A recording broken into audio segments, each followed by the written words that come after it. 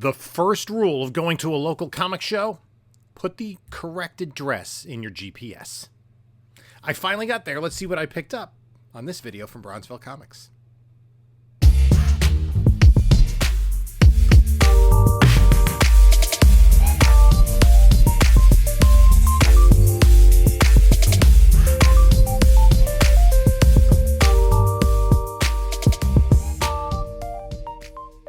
Hey there, panelologists. This is Jim from Bronzeville Comics coming to you with another video. Before we get started, please like, comment, subscribe.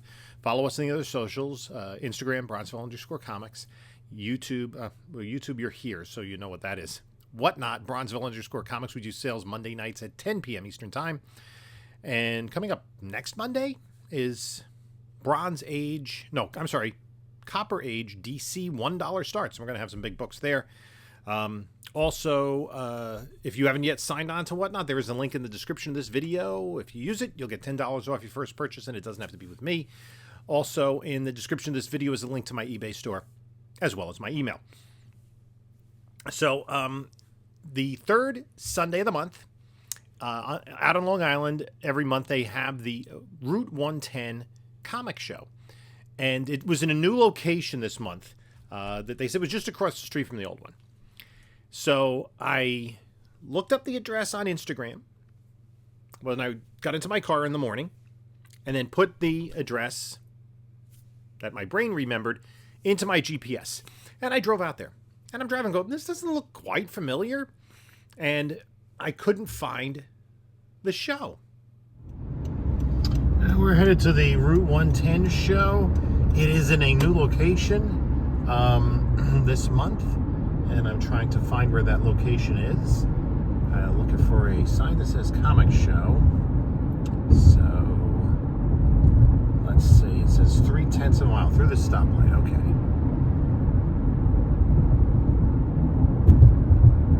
Let's see. It's not in the White Castle. Public storage. And, yeah, I don't know. I think, actually, let's see, what's this sign up ahead say? Comic book show today. Okay. Supposed to be at 3:53.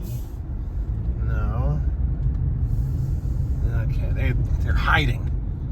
We're kind of in the right area, I guess. No, there's no U-turn there.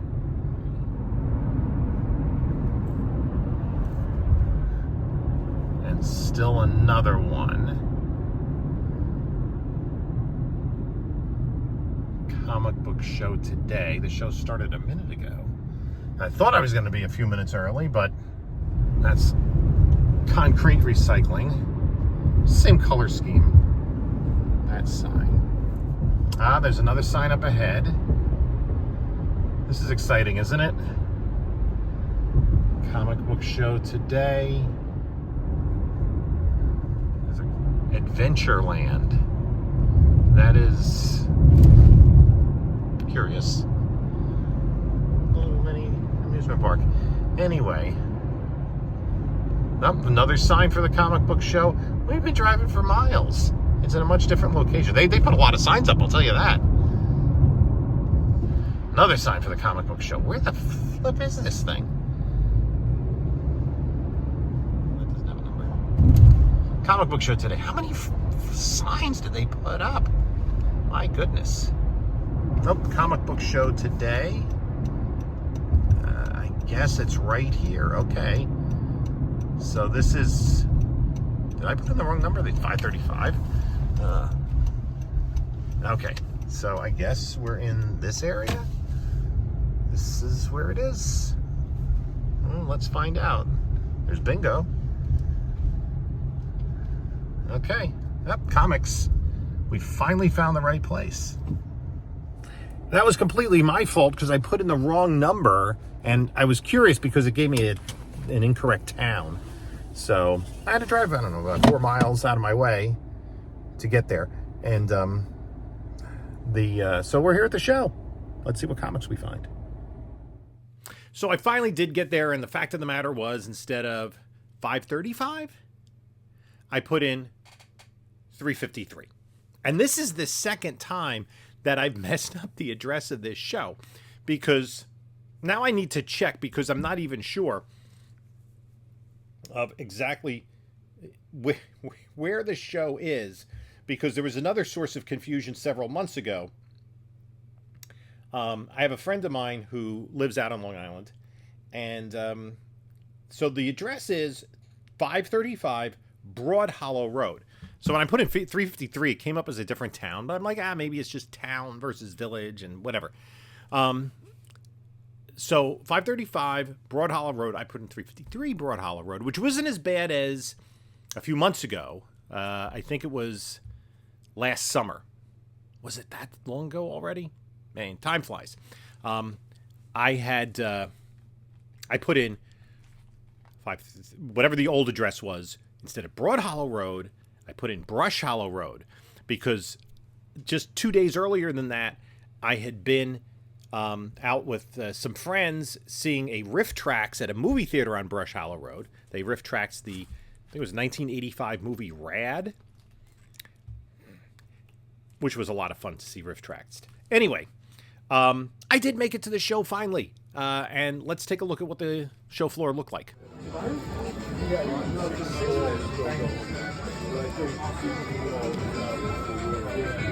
Last night it was 4 up to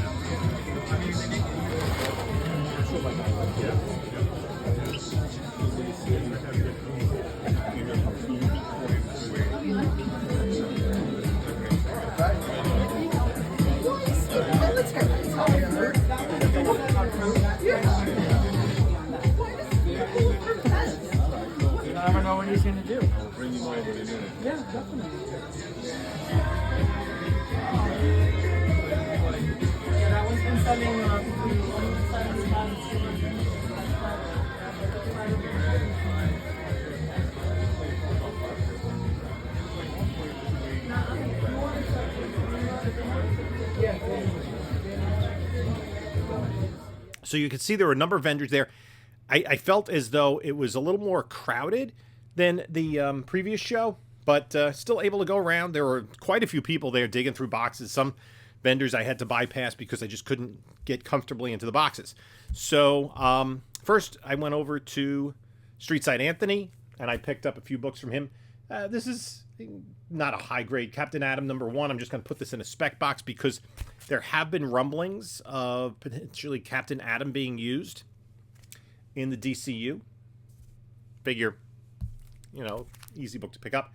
This is a slabbable copy of Terrifics #1.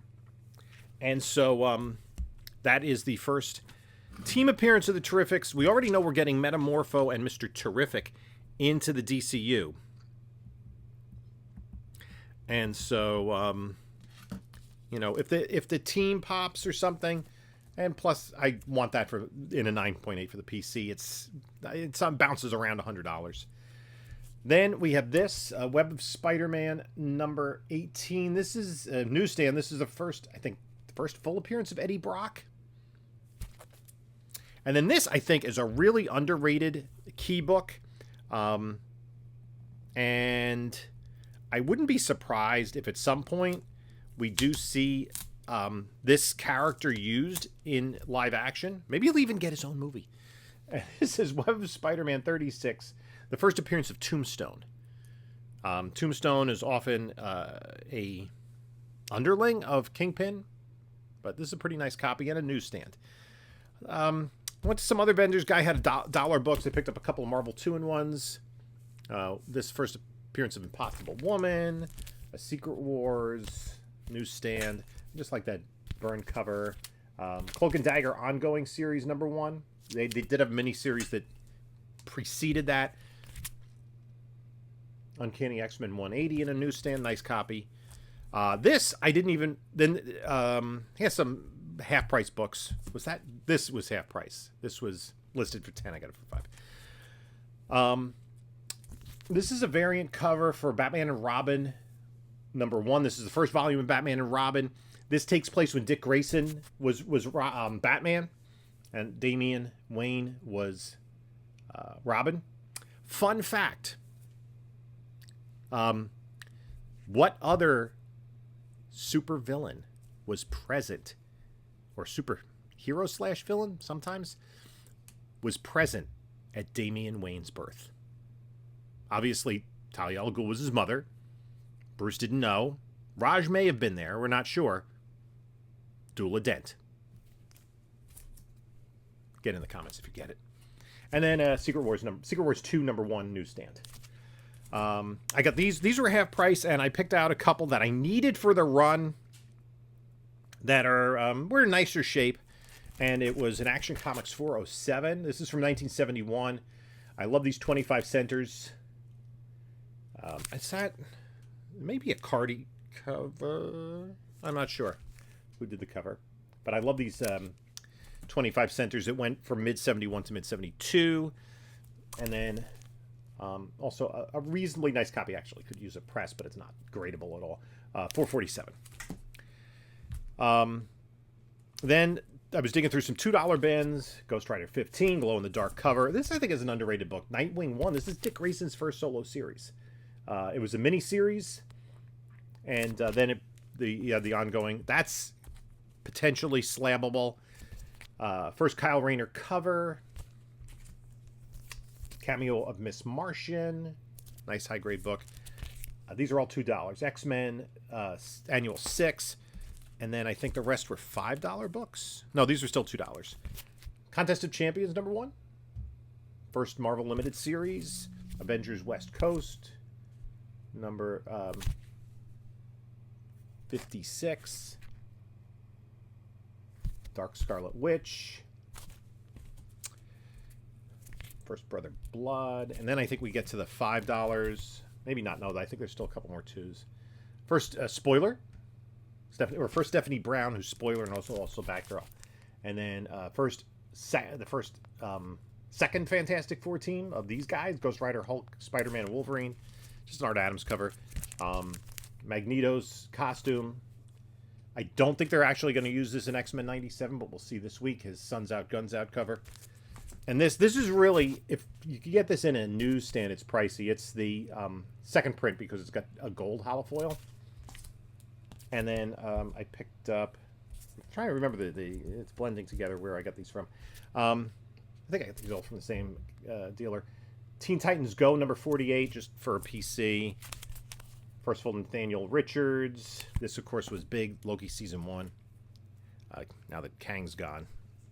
This was a pretty sharp copy. I might see. This is like $300 in a 9.8. But I haven't pressed square bounds yet. I do have to do some testing on different square bounds. Obviously, a square bound from 89 is different than a square bound from 73. This book I found for $5.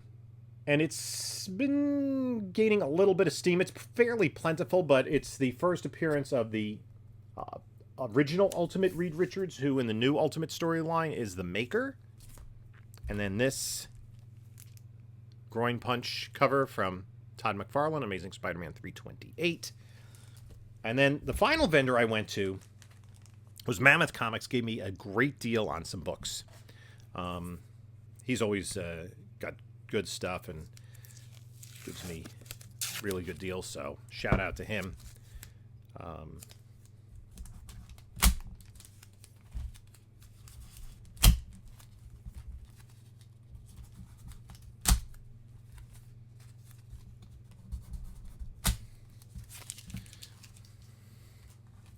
So I got a couple of Mark Spector Moon Knight, Stephen Platt books, the last two issues, 59 and 60.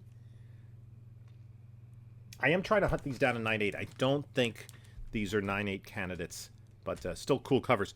I do have I bought the entire original run when it came out, so my books, I got to see, they were read once and put away. So hopefully they might be candidates when I finally get around to sifting through the PC. Then I got this book. This is another one to go with the Captain Atom #1, Question #1. This is a tough book in a 9.8. This does have a couple of spine ticks on it because of this black cover. But first, ongoing series with Vic Sage, Question. Again, rumblings, potential character we could see in the DCU. And then the final book I picked up was the biggest book of the day. And this is a decent copy. It actually could use a press, but I don't know if I'm going to submit it. I think I'm just going to put it in a Whatnot stream. By the time you see this, it's probably already been sold. And it is a copy of Amazing Spider-Man 252, the first appearance of the Black Suit. Same month as Marvel Team Up 141 and Spectacular Spider-Man 90. The Secret Wars comes out several months later, Secret Wars 8, and is the origin of the black costume. Because what happened is, when they started the Secret Wars storyline, is just kind of a jump. That the heroes have been missing for a while, and then we come back, like from 251 to 252 is when the heroes are gone. And over the course of the next year in the Secret Wars miniseries, they're explaining what happened to them when the Beyonder took them to the Battle World. Was it Battle World they called it at the time? Anyway, and so we have all these mysteries, like why is the Thing not what the Fantastic Four and She-Hulk is, and why does Spider-Man have a black suit? Things of that nature. So that was a really cool pickup. I took it a little bit easy because I picked up like 4 big books in the last week. And I have 3 of them coming in the mail. I had picked up a book the night before on Whatnot for a few $100s.